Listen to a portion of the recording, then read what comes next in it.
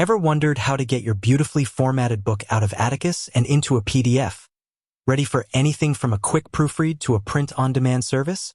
If you've spent hours perfecting your manuscript in Atticus, you know the power of this writing and formatting tool.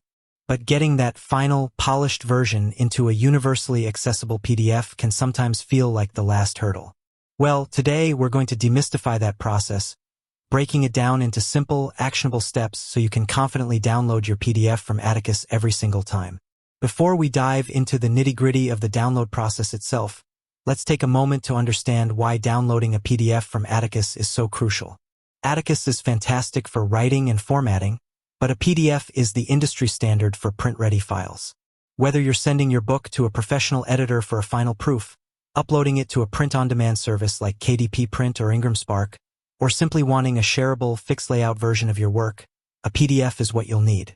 It ensures your meticulously chosen fonts, carefully placed images, and precise page breaks remain exactly as you intended, regardless of who views it or on what device. This is especially important for print, where even a slight shift in formatting can lead to costly errors. We'll also touch upon the different types of PDFs you might want to download, as Atticus offers options specifically tailored for print and for digital distribution, and understanding the distinction is key to getting the right file for your needs. Alright, let's get into the main event, downloading your PDF. The process in Atticus is incredibly streamlined, but there are a few key settings to be aware of to ensure you get the exact PDF you need. The first step, naturally, is to have your book open in Atticus.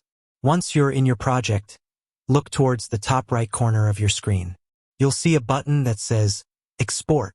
This is your gateway to getting your book out of Atticus in various formats, and today, our focus is squarely on the PDF option. Clicking Export will bring up a new window with several choices. You'll see options for EPUB, DOCX, and of course PDF.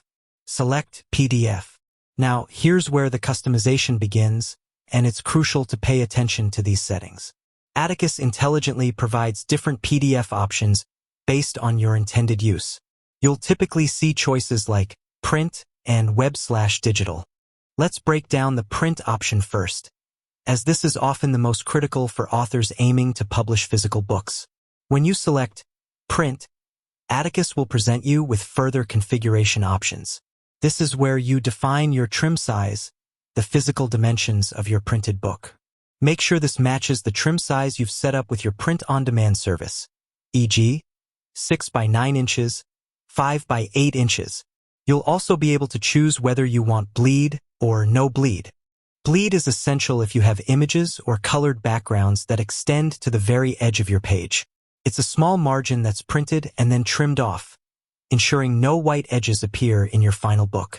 If you have no images extending to the edge, then no bleed is fine. Atticus will also ask about font embedding. Always ensure fonts are embedded for print-ready PDFs.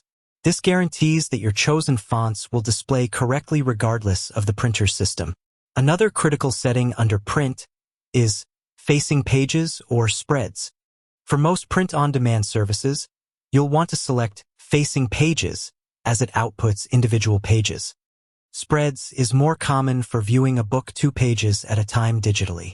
Finally, you'll have the option to include or exclude elements like your table of contents, title page, and other front and back matter. Double-check these selections to ensure your PDF contains everything you need for print. Now, let's talk about the web/digital PDF option.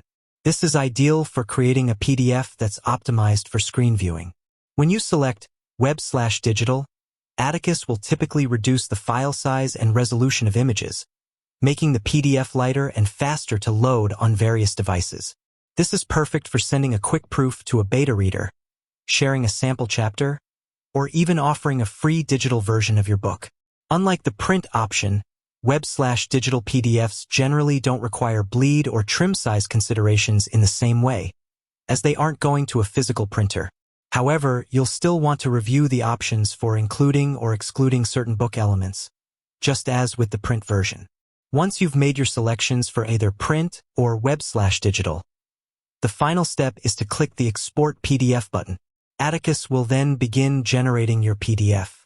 The time this takes will depend on the length of your book, the number of images, and your internet speed. Once the process is complete, Atticus will usually prompt you to choose a location on your computer to save the file.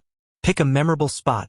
Give your file a clear name, e.g., mybooktitle_ready.pdf or mybooktitle_pdf, and hit save. And just like that, you've successfully downloaded your PDF from Atticus. It's really that simple once you know where everything is and what each setting means.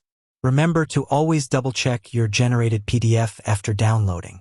Open it up, scroll through, and visually inspect it to ensure everything looks exactly as you intended.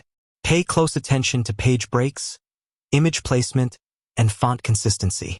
It's always better to catch any issues now rather than after sending it off for printing or distribution.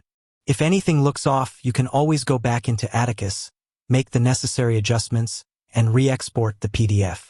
Don't be afraid to experiment with the settings a bit if you're unsure, or even export both a print and web/digital version to compare the differences. The more familiar you become with these options, the more confident you'll be in producing high-quality PDFs for all your publishing needs. With that said, thanks for watching, and until next time.